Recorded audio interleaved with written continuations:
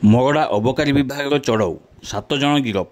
ମୟୂରଭଞ୍ଜ ଜିଲ୍ଲା ମଗଡ଼ା ଅବକାରୀ ବିଭାଗ ଆଜି ସକାଳ 8ଟାରୁ ବିଭିନ୍ନ ସ୍ଥାନରେ ଚଢ଼ଉ କରି 7 ଜଣଙ୍କୁ ଗିରଫ କରିଛି।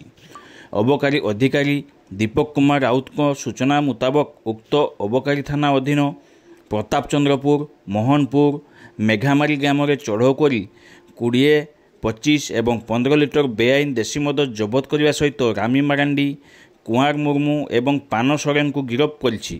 ଏନେଇ ଅବକାରୀ ଥାନାରେ ପିଆର ନମ୍ବର 21, 22 ଏବଂ 23/25ରେ ମାମଲା ରୁଜୁ ହୋଇଛି।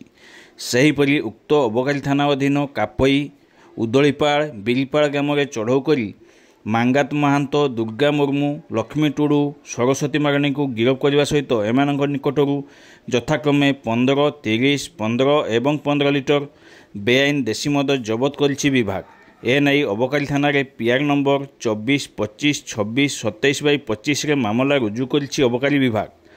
ଅବକାରୀ ବିଭାଗର ଏହି ଚଢ଼ଉ ଦେଖି ଚୋରା ମଦ ବେପାରୀ ଛାନିଆ ହୋଇପଡ଼ିଥିବା ଜଣାପଡ଼ିଛି।